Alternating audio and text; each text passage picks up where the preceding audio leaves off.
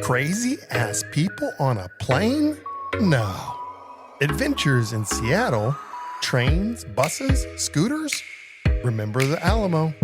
All this next on Cabin Pressure with Sean and G. Prepare for takeoff.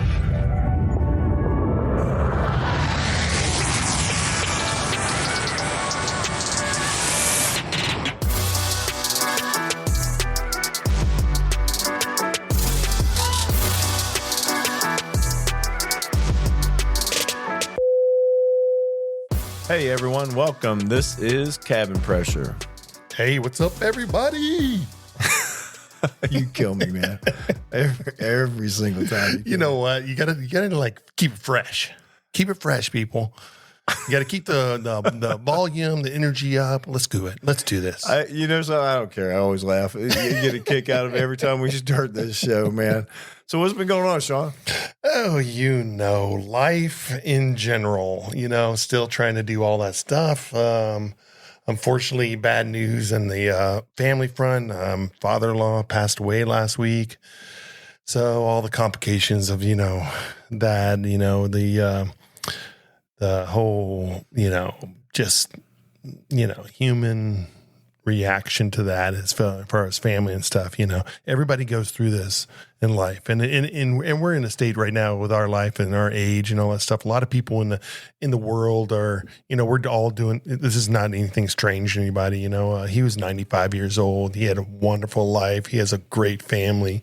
Everybody's there to support. It was just, chaos and the whole thing. But like, he passed away on Tuesday, and Saturday we had the funeral, and yeah, it's just like, just wild stuff. But then, that took us away we were gone for the whole entire week, and then now back to trying to regroup and resettle and all that stuff, I think a lot of times with when we lose our parents, and I go back to when I lost mom, it's hard, right? I mean, it's just one of those things. It's hard, and it doesn't matter what anybody says to you. It's a difficult time, and they're just not there, and it's just a hard time. Yeah, I mean, I lost my father when I was 16, so being adolescent at the time, and just beginning to understand the world and life and all that stuff, it took me like, I would say a couple of years before I got over my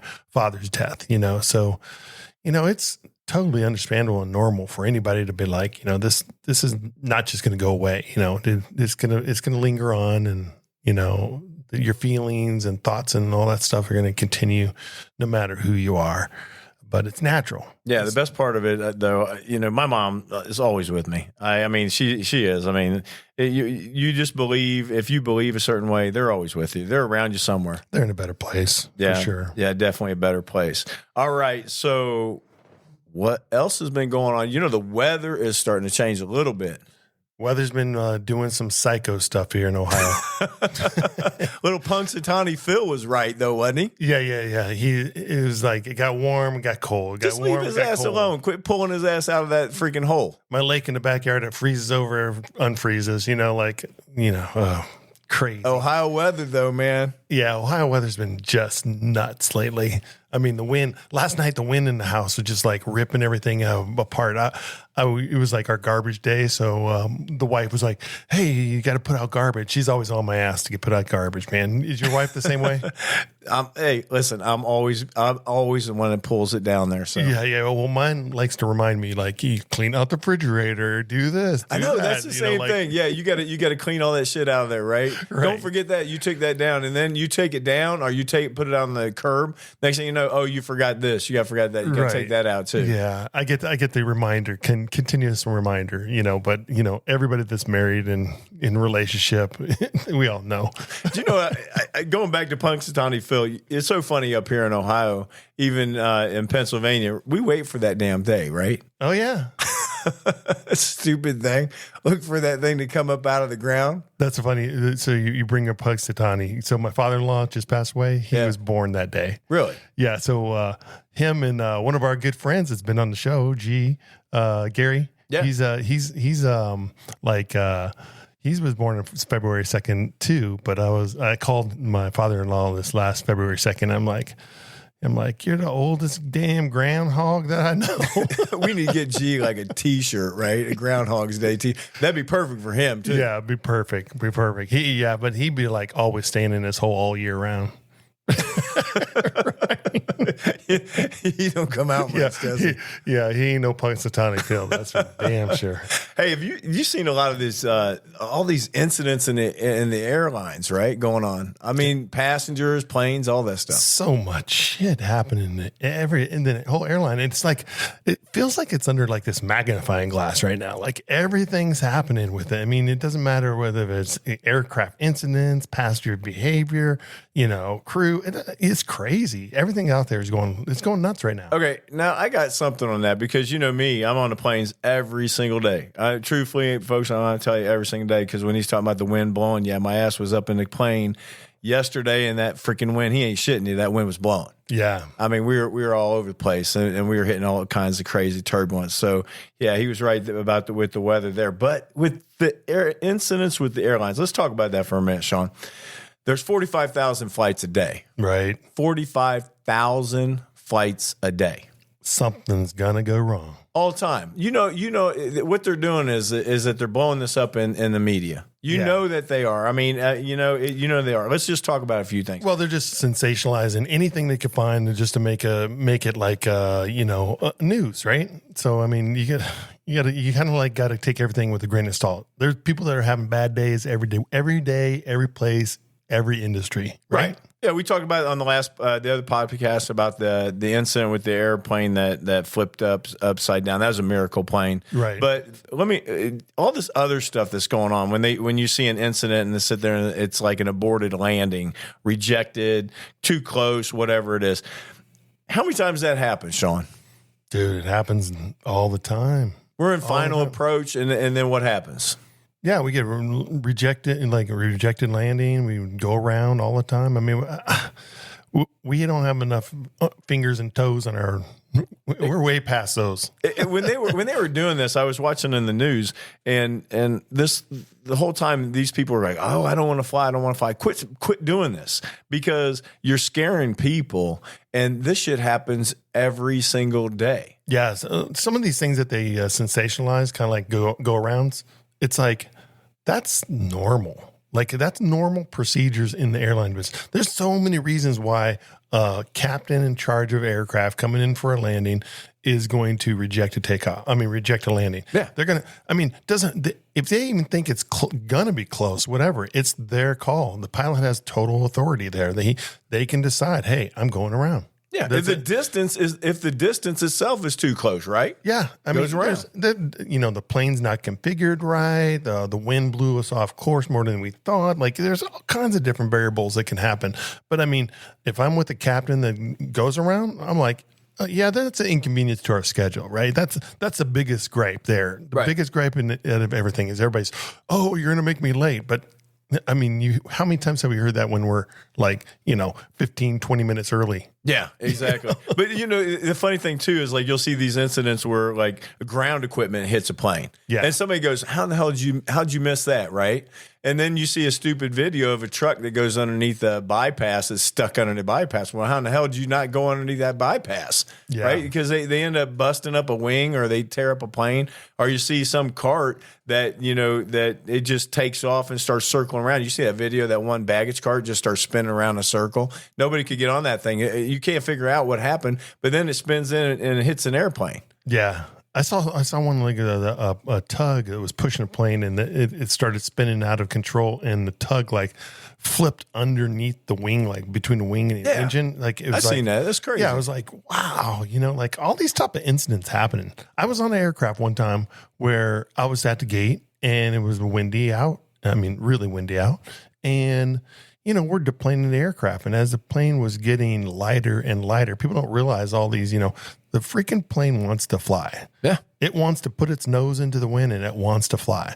So as soon as that wind kicks up like that, this plane we were deplaning, the actual tail of the plane started spinning away. So the plane was at the gate, but now the plane was actually pushing away and actually spinning away from the jet bridge. And man, I literally grabbed a lady before she like walked right off the edge, off the door, like not even paying attention. She just turned the corner and started going. I like grabbed her, boom. And I didn't realize what was going on at the time. I knew like we were moving away from the gate and there was a big gap and all that stuff. I didn't know if it was me moving or the jet bridge moving. You know, you just don't know which was going on. But yeah. But the news just blows it out, though, right? I mean, seriously, they just blow it out because they want to hype everything up. I mean, I remember years ago the little wheel on the jetway that keeps it right on the plane, the auto level. The auto level. Yeah, for the jetway. Sure. To keep so it to the door. we was on a plane and they didn't put the auto leveler on there. Oh, geez. Ripped the door right off, Sean. Yeah. Ripped the door off. Yeah. That's dangerous. It folded up like a freaking accordion. Wow. I mean, it was millions of dollars worth of damage that was done just because of one wheel that wasn't on an aircraft. And these are incidents, but this happens. I mean, this is a business to where, you know, there's going to be incidents happen. But folks, trust me, still is the safest way to travel. Don't listen to these guys, man. I drive into this airport every single day. I worry about deer on 71. I mean, I got to tell you, like people don't realize, like there are like, I would say on average about 30 people that are inspecting that plane every time it touches down, lands, deplanes, replanes. Everybody, there's a whole team of people that are like checking this thing. I mean, Indianapolis doesn't have shit on us on the pit top. Oh yeah, you know, like I mean, we got so many people checking a plane. Yeah. I mean, you just imagine that, like your car. Every time you parked in your garage, there's like 30 people checking every instrument and every freaking system on your car. But you don't do that. But you got flight attendants even like me and you. You're checking stuff. I'm checking stuff. I mean, as even we're walking through, we're looking at wings. Yeah. Right. I mean, even as a crew member, there's so much redundancy in our safety system for flying. I mean, incidents are going to happen, right? But come on, if you got to look at how many don't happen. You know, right. There's so much. It's like winning the lottery when things are happening. It's just like it's just irritating though when they start hyping it. You know, I mean, I'm like, you guys are just hyping this up, and I get it, but there's 45,000 flights a day. Man, quit hyping it up. When an incident happens like that, it was phenomenal. Those people lived. It was great. I mean, it was just an incredible situation on that airplane. But now, rest assured, this crap happens every day. This other stuff that we talk about, right? Yeah, passengers. Oh. I mean, we talk about this all the time. This week was just full of all kinds of crazy ass people. Crazy ass people everywhere, man. You can't get away from this shit. No, every airline. I mean, they were covering every airline. You know, they were just spanned over all the airlines. Florida couple. They tried to push past the gate agent. They were denied boarding going to Cancun. Right. So, you know, let's just look at what this person does instead of, you know, hey, I'm really sorry. Could you put me on the next flight? I apologize. I won't do it again. Nope. I'm going to take my hot coffee. I'm going to throw it on your ass. Oh, jeez. Right. You know, people are so stupid. Like, I mean, what's that solving?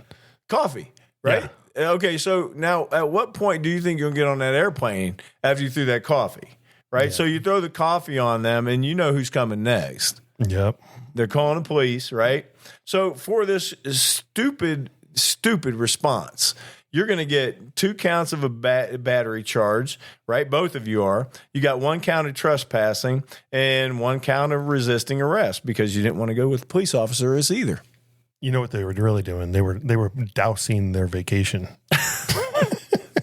Putting their vacation out. Like the dude really probably didn't want to go or something. Like, there's some ulterior motive. This is so stupid that you're like, why would anybody do this? But okay, let's go back to what we were talking about with the media. So we're talking about right now is passengers in the news, right? So now they're blowing this up in the news too because you got passengers incidents and they just love to hype that up, right? Right. So they have another passenger. She has a Louis Vuitton bag. Now I know there's no way y'all didn't see this one, dude. Louis Vuitton bag. First of all, when you say Louis Vuitton, it cracks me up because I was like, I had a pastor once, and I don't know where this is going. You know, people are always like, it's a Louis Vuitton, it's so expensive. But then you know, how many times do we see like Louis Vuittons on the floor, and you know they kick their bags on the floor? Like it's It's so crazy. But I had this one passenger one time. She was like, she had just gotten like her new Coach purse. And she was like, I am not putting this bag on the floor, you know? Like, I don't blame her. I mean, shit. It's like, I am not putting this $300 bag on the floor. I'm like, my wallet was more expensive than that damn bag, baby. Like, but it's so funny, like the value system on the clientele that are on aircrafts that are, you know, different value systems than we all have. You know? But when you watch this video that was going on between this passenger and this gate agent, so there's no space on board the airplane, right? Where in the hell are you putting your bag? You're not. You're going to check that shit. Nope. There's no policy, she said, for that. Show me the policy. There ain't no damn policy, right? I love when people will ask me like, where's the rule? Where's the stuff? Like as if we're like supposed to just flip it out of our freaking pocket or something. Right. Here's the rule. Here's where it's written. Yeah. Show me where it's just written. Just because you don't want to put that Louis Vuitton down in there. Okay, don't have a Louis Vuitton bag then. Right. If you don't want to check that bag, don't have it. Yeah, if you don't want to like check the bag or place it in the luggage overhead or place it on the floor or whatever you think that is going to damage your bag, keep that shit at home. How about getting an Amelia Earhart bag? What Amelia Earhart bag? What's that? Yeah, well, she's been lost for like, what, 100 years? No, those bags that get checked turn into Amelia Earhart bags, right? I just thought Amelia Earhart, that'd be kind of funny, get the bag like that. What is that? That damn thing's been lost forever, so what difference does that make? Yeah, that agent of the flight attendant, they're going to Amelia Earhart that bag. That's what they're going to do. Those two were going back and forth, though, man. You guys want to see a funny video? That was actually pretty funny. I mean, those two were going back and forth, and do you think she won? No. They're not going to win. No. You're never going to win that battle, man. I don't care. 1,000 times over, you're not going to win that battle. Yeah, he like removed her from the flight. He like, she has she doesn't even understand the like repercussions of what's going to happen. Like she's going to be listed as a non-flyer, competitive, all this stuff. Like just because she caused a stupid incident. It's just not worth it. It's a small percentage, though, right? Right. I mean, it is a small percentage because we got great people. I mean, I just got off a 3-day trip, and let me tell you, almost every flight, I had some really cool people. Yeah, man. That's the beauty of our job. We love people, and we love to talk to them and communicate, interact with them, and all that stuff. I mean, that's the fun part of our job, and that happens 99.9% of the time, not even 1% of the time do we have to deal with, some type of craziness like this. But the news makes it happen, think that it's happening like every day. Yeah. Every second. They blow it out. Doesn't matter what flight you're on, something's going to happen. They blow it out of proportion, man. Every single time. But I'll tell you what, man, we talk about this all the time. Y'all got to quit. I mean, I understand you got gas. Stop it, man. They about threw up the other night when I was coming in. You're talking about farting? Yeah. I mean, it was just so bad, Sean. I mean, it was so bad. It really was. I mean, like, I was like about ready to throw. It was like coming up into the galley. Yeah. How could you do that, though? I mean, you're sitting next to somebody. I mean, that is just, we talk about this all the time. And I guess if your body releases it, like once, but it's like a free-for-all up there. Well, I mean, technically speaking, we're all off gassing all the time. Like your body always is like expelling gases, right? But I mean, I will give you a benefit of the doubt. Like there's a lot of people out there with, the bowel problems and things like that, they just can't hold it and it just happens, like I got a buddy that we literally did a car trip down to Florida, dude. I mean, half the way I had the windows open. The dude could not. He had colon cancer, and he couldn't hold it anymore. Like it would just it happened. I was like, dude, you got to stop eating, get on some type of diet, or it's horrible, man. I'm just telling you, it's horrible. I mean, we talk about that all the time, but that is probably one of the nastiest things. If you can try to control it because that is just straight nasty. Altitude does some shit on your body, though. Oh, it did some shit on that person's body. That's for damn sure. But hey, they had this other first class passenger. Now this is a ding dong, right?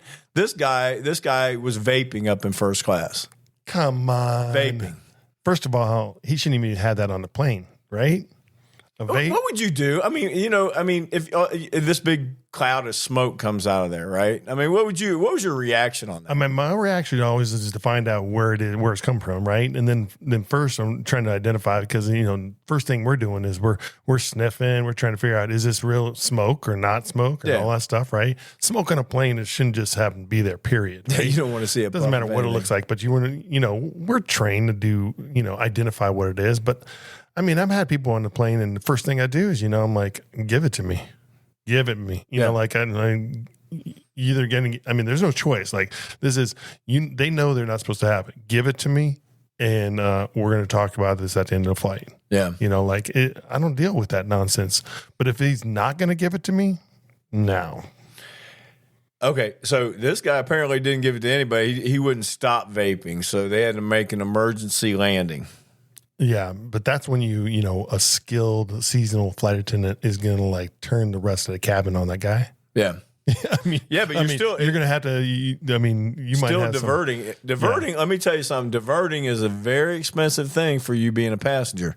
If they have to emergency divert because of you, oh yeah. I mean, the fines that you're going to get, man. You're going to get a fine, because the cost of that just a sheer cost of that is ridiculous. Not only are you not getting to your destination, you're inconveniencing all the other passengers on the plane. Which how many times have we encountered the bubble boy, your girl? This is their world and we're just living in it all the time. It's ridiculous. Well, it's like this guy. I mean, when you're talking about this guy was the same thing. It's like he didn't care. You told him not to do it. They don't give a shit. We come across those all the time, right? We just tell them simply to put a tray table up, and then they look at you like you're stupid. I don't understand that. Everybody else, you got 99% of that cabin will do it exactly because you're just telling them nice. Can you put the tray table up, seat back up? And then you get to that one person all the time, and it's like you ask them to give them the right arm. Yeah. Right? Or like, I didn't do anything. Like, what? Why are you talking to me? Yeah, why are you yelling at me? You got your headphones on. You can't hear a damn thing, right? You're all the way across at the window seat. Nobody can touch you, but then you touch you like, what the hell are you touching me for? Well, because you're not paying attention. Right. I mean, you're not paying attention because that's what they do. They don't pay attention. And we're supposed to do what we need to do, and they still don't pay attention. I've been on planes like I'm screaming at a person. Sir, ma'am. I want to say, bitch, asshole. But, it's like, I've been with you too when you yell. You're screaming at them. And finally, you have to reach over and touch the person and like get their attention, because we got a job to do, right? We need to, what we need to do, Sean? We need to get one of those little extension sticks with like a hand on it. With a cattle prod maybe on it? No, like a little hand, right? A little extension hand, like an extent we would just like tap them on the shoulder. Right? That'll work. Yeah. So did you touch me? No, I didn't touch you. I didn't touch you. The hand did. The stick did. But hey, they had this woman. This was good, right? She wanted to get off the plane. Yeah. They told her no. You know what she did? What's that? Got naked. Got naked? She started stripping. Well, that's either a good thing or a bad thing. I mean, either you're going to cause the plane to evacuate, or the only way you're getting off this plane is you start taking your clothes off. I don't know how that action is going to like make you get off the plane. Just recently, she started stripping. Yeah, they got her off the plane though. Yeah, I mean, it will get you off the plane. Somebody will be like, "You are butt ass and freaking crazy." They pulled back up. They took her off the plane. But the funny thing about it is, this is what kills me. And this happens sometimes too. No charges. No charges. Not even indecent exposure. She must have been fine. All that inconvenience. How did I know that was coming, man? Come on. How did I know that was coming? There's something that somebody was like, didn't stroke that keyboard. Decent for a reason. Exposure instead of not decent, right? Yeah, indecent. That's decent exposure. All right, let's talk one more thing. Norovirus. Yeah, that was going on the cruise lines. Dude, there's so many bugs going around right now. I mean, it's unbelievable. Everybody in my family and stuff was like sniffing and coughing, and my nieces are getting sick, and it's been like going around everywhere. Yeah, but you ever want to see bookings go down in cruise lines? Yeah. Do I ever want? I said, if you ever want to see them go down in cruise lines, tell them that they had a norovirus on that cruise. Norovirus, dude. Well, first of all, anytime you're in any type of, isolated situation where you're on a ship or a plane or, it's just like a train. It doesn't matter. You don't want to be confined with some type of virus. Nope. Right? No, you don't want to be confined with gas either, but we are. Yeah, that's going to happen. It's stinky ass gas, man. But we are. I mean, we're right there, and now they're hacking all over the place. I mean, the kids are sniffling. You got to watch all the time, and we're constantly telling each other when we see someone that's sick. But yeah, norovirus on the cruise lines, man. That right there, that will definitely dampen their little the amount of people that will be putting bookings. Are you a cruiser? I do like it. I mean, we only did it a few times, but I like it. Yeah. Yeah, I'm not. I need to do it again. I went on one cruise, and the experience was just semi okay. And I think it's just the way we did it is more so because I'm looking at some of these different friends of ours and stuff, and we get a lot of people that we know that do cruises and stuff. And I just need to. I think I need to just give it one more chance. But it's. Well, okay. Now, me and you know this. Number one thing, if you do a cruise, it's the food, man.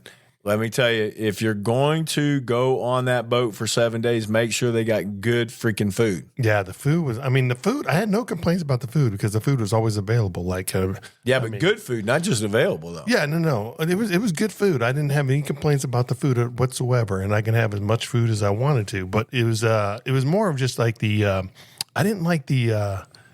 A ship is like our aircraft times 25. Yeah, but there's a lot of things to do on that ship, though, too. I know, but just like the getting on and getting off and all those like thousands of people getting on and off, just like that, it was terrible. But anyways, that was just my experience at one time. But we'll give it another shot one day. I bet if you went with a group of people, that was fun. Yeah. Because then you go on excursions and everything, it'd be fun.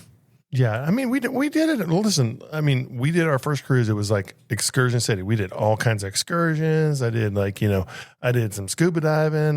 We did all these like boat things and snorkeling, and got off the ship and did the different destinations. The experience was okay. Yeah, it was just I didn't like the on off of the ship, and it was constant on off. That's how it kind of felt on this cruise, but. Norovirus is bad on cruise though because everybody's touching everything. Anybody? Yeah, it's going to spread fast. Yeah. So yeah, not good, but it was actually kind of spread around that boat. So they had it in the news. Yeah. There you go. It was funny. It's funny that you brought up to you were talking about farting. My nieces.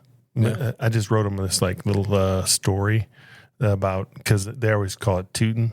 I wrote in this little story about trying to teach them that, tooting is not cool because they're always tooting, dude. They're constantly, we can go out to a restaurant and these little girls will be like, rap. And they were like, yep, that was me. They're like proud of it. Parents make sure they ain't dating much when they get older. So I wrote them this little story about these two fairy princes that lived in this land and all this stuff, and they had this tooting problem and what they had to do about it. Root tooters. Yep. They got a kick out of it. But anyways. I had to tell you, went on a 3-day trip. Yeah. Right? Was telling you. What are you doing these multiple days 3-day for, trip, man? That thing was worth a lot. It was worth worth. If I am on a trip for 3 days, you're working. It's worth money. They ain't getting on that plane. You ain't sightseeing most of the time. Nope. I'm basically I'm spending a lot of time on that plane. But I worked with these two guys. It was a lot of fun. You know one of them, Rich, and this other guy's name is Blake. But it was a lot of fun. We were flying together on this 3-day trip, and we ended up overnight. One of our overnights was Seattle. Right. Now you know what's in Seattle, right? Well, where do you want me to start? Well, what are they known for downtown? Well, the fish market and then all kinds of cool stuff. But Starbucks started there, all kinds of fun stuff. But what else? What are you getting at? Well, Blake wanted to go down. He wanted to go see the Space Needle. Space Needle. I've never done that. Yeah, Space Needle in Seattle. It's a big iconic thing downtown in Seattle. It's a big landmark built in 1962 at the World's Fair. It was 605 feet tall, 360 panoramic view of the city of Mount Rainier, and then what is it? Just pronounce that, Sean. Puget Sound. Puget. Yeah, that's what Puget Sound. I thought you'd get a kick out of that. See, I told you to go ahead. Puget Sound. So I just threw it out there for you to pronounce it anyway. Right. So laugh about it. It's one of the icon signature outlines of the city line. I always do that. I love doing that with you sometimes. Go ahead, just pronounce it for me. Anyway, they had an elevator ride up to the observation deck, and it was known as the first rotating glass floor in the world. That's cool. So these guys wanted to go see it. Yeah, that's cool. I like I've been on many of like rotating restaurants and stuff like that. That's kind of cool. Like you're just sitting there and, I don't know how. It's not I can't go around and around. It would get me sick. No.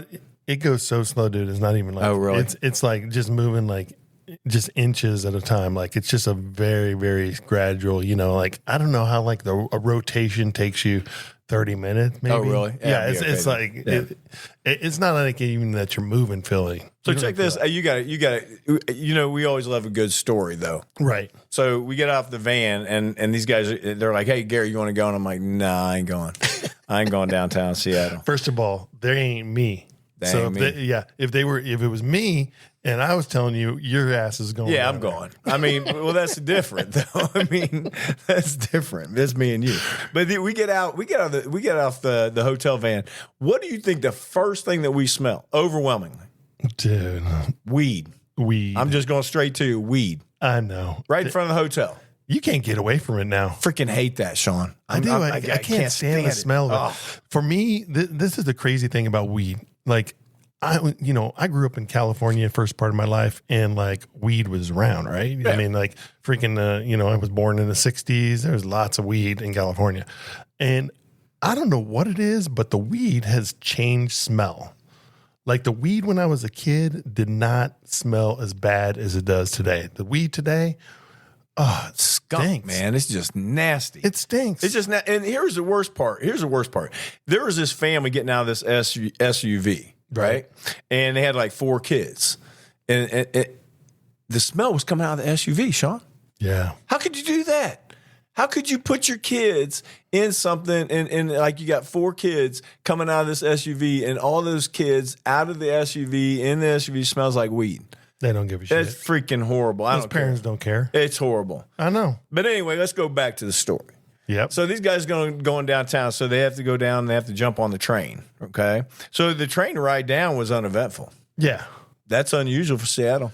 No. The train in Seattle is cool. Have you been on it? I have, but I'm saying the chill. ride down is uneventful is surprising. Right. So anyway, they get down there and they get on the bus. Now here comes the part of Seattle. So as they sit down next to them, this guy starts tweaking. It's just another friendly neighborhood Seattler. Yeah. Yeah, he starts tweaking. He's just going crazy. Now these 2 are looking at him, and the first thing that they're thinking is this guy's going to reach in his bag, grab some knife, and start stabbing people. Yeah, you got to keep your situational awareness starts like going off there, right? That one thing you don't want to do is what? Eye contact. Sure, because you don't know what this crazy person is going to start doing. You have no idea. So they're the whole time on the bus, they're like looking at this person, and they go down to that Cary Park to the overview. Okay. So they get to the bottom of the overview, and Rich looks up and he's like, they got 4 hills to climb. Dude. They're like 80, 90 degree hills they got to climb. There's nothing flat in Seattle. No. I mean, if you go to Seattle, you better have some good hiking or walking shoes on because called an overview for a reason, right? Right. There's a lot of hills there. They climb up these 4 hills. They get up to the top of the 4 hills, and then they got a whole other staircase, about 50, 60 staircases to go up to the top of this damn thing. Dude. Now, most flight attendants are going to have a heart attack by the time they get up there. Most people are going to have a heart attack. It's just a lot of up and down there, dude. Yeah, so they get up to the top. They start looking around, and they're like looking around the city. It's a good view, though. It's a real nice view. I mean, they were showing me the view of it, and it's actually really nice. Yeah. I mean, I think I talked about this before where I like Seattle has like some panoramic views and cityscape views that are just like awesome. I mean, they're just signature. I got a picture that I took there in Seattle that's like amazing. I mean, I caught Mount Rainier, the cityscape, you know, there's a moon in the picture. I mean, it's beautiful. I mean, if you could catch it on a nice sunny day where it's not freaking, you know, overcast and rainy, you know, Seattle's beautiful. Yeah, it's a beautiful city, except for a few other things. But anyway, so they had to go to the Needle now. Right.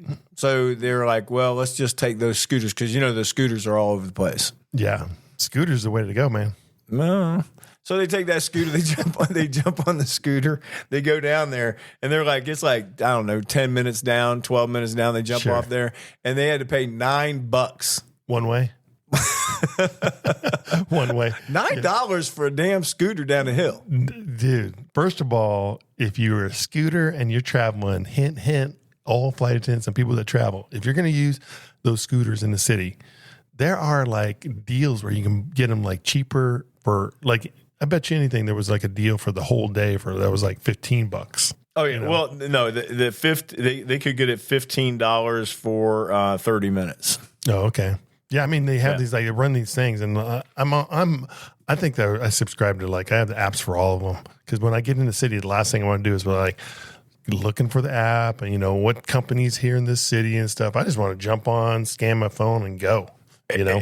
Listen, if I'm going to pay $9 for a couple minutes, I'm definitely paying $15 for 30. Right. So then they get to the Needle. All right, they're all ready to go in. They're all excited. They get to go up to the top. Yes, $23. And they look at it like, no way, hell no, I'm not going up for $23. The whole purpose of this trip. Yeah, they spend all that money to get there. You go on a train, bus, climb scooter, up the hills to the overview, right? Scooter, $9 for the scooter, and you get down there and you're like, I ain't paying $23 to go up that damn thing, dude. I'm not. I'm going up. You start. I know you are. I am going. I know up. you are. But if I'm doing all those different transactions, $23 does not keep me from getting. They're down there justifying a pizza, a burrito, something that they can eat. So just to say that they went inside the building, they had to go into the little store that's down below there. I'm sure Rich was in the freaking store like taking pictures and stuff. I'm here. He kills me, man. I like it. You know, we're gonna have Rich on here sometime. I was talking to him about it. Rich. We'll get back to the story, but Rich is a guy. He rode his bicycle all the way across the United States. I know that boy. He is like our Forrest Gump. He is crazy, and he does everything. He's dude. I already talked to him. He's cheap as can be. He is. I mean, love the dude. He is a character, but he is as cheap. I was dying, Sean. You know what he did? Okay, listen, you're gonna love this. He brought a rotisserie chicken with him for 3 days. he looked at me and he goes, hey, at least I kept it on ice this time. Yeah, man. See, that's my comment proven right there. Like you and I bring food and stuff, but we don't bring no rotisserie chicken for 3 days. He was still on the third day, man. He was still picking at it. He was killing me. He's so funny. Such a nice guy, though. But his story, when we talk about this later, about him going across the United States, will be absolutely crazy. We got to get him on the show. I'm so looking forward to that one. And he's a funny person. But anyway, they went to the Needle. And Rich was just sitting there saying it's funny they called it the Space Needle because there's a lot of people that were spaced out from needles. Yeah, I'm sure there was many needles laying around the Space Needle area. That's the sad thing about Seattle, though. I mean, a lot of these cities, and we said it before, man, they really jacked them up. Yeah, they did. They jacked them up. You know, between the homeless problems that these cities have, and just like the riffraff that goes with it, and then you get into the mental problems and drug problems. I mean, it's sad. I mean, when we go on these layovers, like we get to see all this. Like you get to see the real rawness of the city, and most people are in a bubble, Sean. Yeah, I mean, cities are beautiful to visit and all that stuff, and most of the attraction places that you go and visit and stuff that you're going to those areas to see are going to be usually cleaned up and for the most part. But I mean, when you get into the city and you start transiting, throughout the city and stuff, man, you just get to see it's real and raw. Yeah, it is. And okay, so the ending part of this is the train ride back. What happened?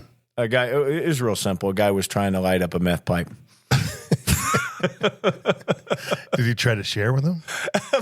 I'm sitting here going, wait a minute. You got weed going, right? Yeah. Weed walking, tweaking on the bus, scooters, didn't get up in a needle, Yeah. and a meth pipe coming home. That's an adventure, man. That it cost him a lot of money actually to go and do nothing. You know what I did, Sean? What's that? I stayed in a hotel. Yeah. Yeah. That was a good trip missed because Those two are great, though, man. I had a lot of fun with you guys, flying with you guys. I do it again 1,000 times over. Rich, looking forward to you being on the show.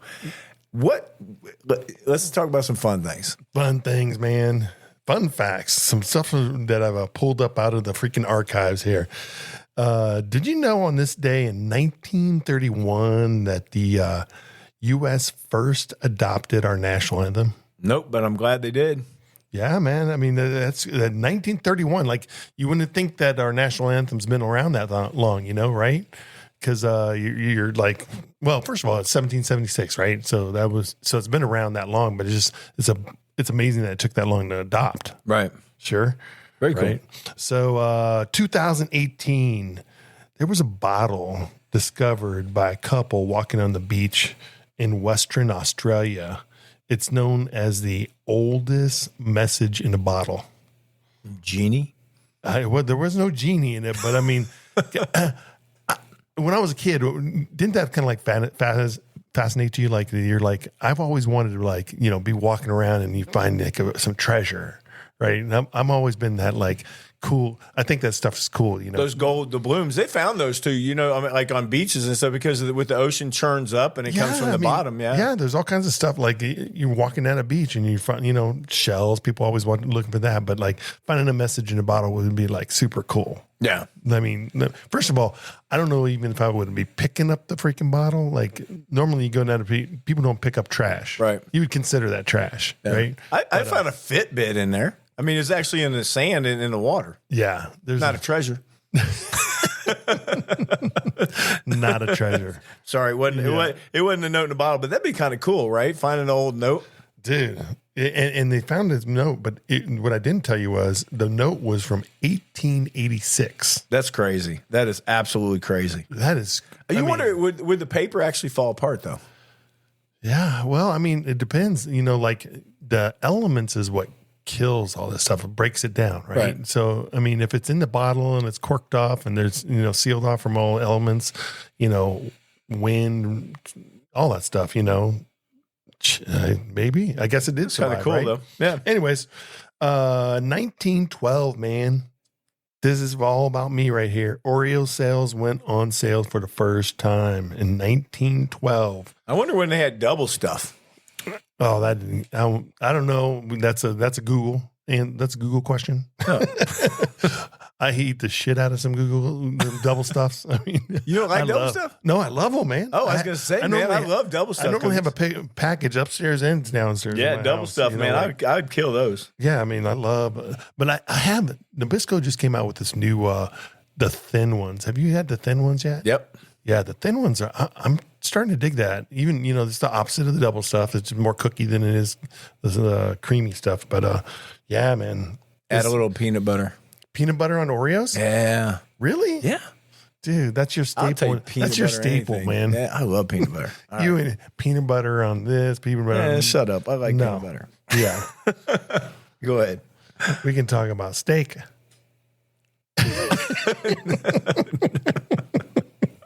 We're going back a couple weeks here. All right. Anyways, 1897, a Dr. John Kellogg served the first cornflake. And the crazy thing about it is that the doctor believed that a strict diet of these cornflakes would benefit his patients at a mental hospital. How crazy is that? Well, that's kind of crazy. Just said mental hospital and crazy in the same sentence, right? And cornflakes. I mean, we go through all these all these like remedies and different things that are out there, right? And you start thinking about like how like science has changed. But here's a doctor back. He made that shit up, Sean. 1896. He still made the shit up. A cornflake is going to like help your mental acuity or whatever. Like, come on. Well, they, remember the little snake bite serums what they had too? Yeah. I mean, they had all kinds of shit that they snake said. Serum. Yeah. Right. Yeah. Like a cornflake, man, help your mental. I'm gonna get you a box. You need one after this week. But your face is going to be on the box, not mine.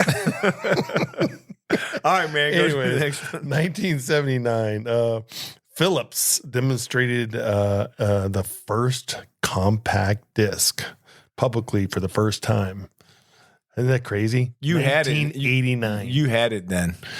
I probably had it right after that. I I'm sure it came out. I guarantee it was in your house. Dude, it's so funny. I can walk in my closet back here in my office and like I can go through technology. Like I got Walkmans, I got freaking Game Boys, I got freaking like history of electronics. Like history of electronics, just like all this stuff. Compact. Dude, I got MP3 players. Look right behind you. We got a whole shelf of CDs. Yeah. I use all the time. Gee, you got to get this. Gee, you got to get this. I'm like, shit, they got you got everything coming out. This guy's got every damn thing from the I bet back to 8 tracks. I don't got any kids, man. You probably still got them all. Toys. That's why. I got toys. Yeah, you still got them all. All right, let's talk about the destinations. When's the last time you used a CD? I can't even remember. Like the last time you actually picked up a CD and put it into a CD. I can't remember. I mean, hell, remember the little MP3s or before then it was the what was it before that we had cassette tapes. Yeah, cassette tapes and then 8 tracks. Yeah, I got a freaking a rack of cassette tapes in storage. Really? Yeah, and I think we have one cassette tape player upstairs and one of the old stereos I have. But remember when you sit there and you used to record all that shit? But yeah, that's fun. It's crazy, man. Yep. Technology and how it works and all this stuff. And you were talking about MP3 players. MP3 players, man, like that was something that came and went. Like I know. Boom, like snap. Yeah. They were fun though. But now we got freaking everything's on our phone. Yep. It all went obviously to one device now. Pretty cool. Yeah, it is. All right, destinations. Destination, man. Today we're going to be talking about San Antonio. Texas. San Antonio. Riverwalk. San Antonio I have so many mixed feelings about San Antonio. I got good feelings. I got some screwed up, crappy feelings about San Antonio. But this is all personal to me. The bad ones, the bad feelings, here's my bad feelings. I'm going to throw it out there because we're talking about San Antonio. Because I got some strong feelings about this. One, San Antonio is where my father died. So it's always been a city that's like got a little stain on it for me. Yeah.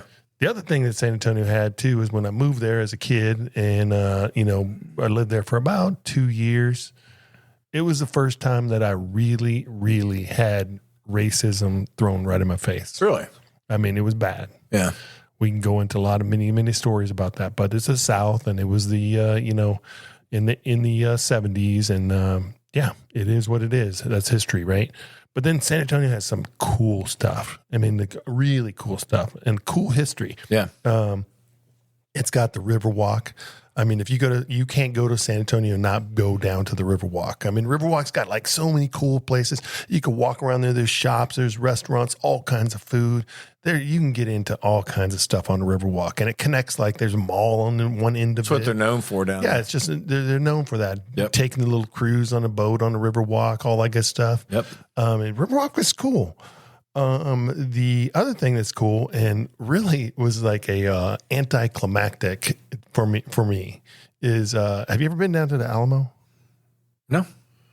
Well, the Alamo, like you've heard about the Alamo, right? And you heard the whole stories. And Are you shitting me, or have I heard about the Alamo? I'm just questioning, dude. Yeah, I don't know. Davy Crockett? No. You I grew up haven't in heard about Illinois. that. You better I don't stop know what it. you know. You better stop it. So anyway, but when you go to see the Alamo, and have you been down Alamo? Go ahead. No, man, I lived underneath a rock my entire life. No. I grew up the same time as you. You shitting me? We had that in history. The people listening to the show don't know you. Yeah, whatever. Go ahead. Don't know the Alamo. Yeah, go Remember, ahead. this is the guy that said he stayed in his room in Seattle. So, anyways, so the Alamo, have you seen it in person? Yeah. You've seen it in person. Yeah. How big is the Alamo? Not big. It looks like a small apartment building, right? Yeah. I mean, it is so small. Yeah. You were thinking like this big, huge, like mission Fort or something like a that, fort, and the way they talk about it in the stories. I mean, it is surrounded by San Antonio has like engulfed that. Like a hut. Yeah, it's so small and it seems so insignificant. But you got to imagine that mission was sitting there in an area that was just nothing but flat around it. There was no city around it. And all that Hey, stuff. Sean. Yeah, Remember the Alamo? remember it. Okay. I'm remembering it right Yeah, I now. know you are. All right, go to the next one, man. You're killing me. The other thing that about Seattle too is, I mean, not Seattle, about San Antonio is my other great fond memory of San Antonio is that's where I went through Air Force basic training. Really? Yeah, Lackland Air Force Base is right there in San Antonio, and everybody that is in the Air Force, My son, Dalton. yeah, your son, everybody, goes through Lackland Air Force Base. Absolutely. And so good memories. I mean, because, I remember going on leave and the first thing we did was we went down to the Riverwalk, as soon as we get off base and get out of there, had some, a free minute to ourselves. That's where we went, and if you're ever there on a weekend where the military gets their break, you're just going to see them everywhere in the Riverwalk. No shit. They're going crazy. I mean, they're everywhere. I mean, you're just like, whoa, what just happened? Ship pulled in or something? It's crazy. But the other thing too is it has lots of other history down there. One of the cool places I always like to visit is this place called the Historical Market Square. And it's like this whole like little Mexico there.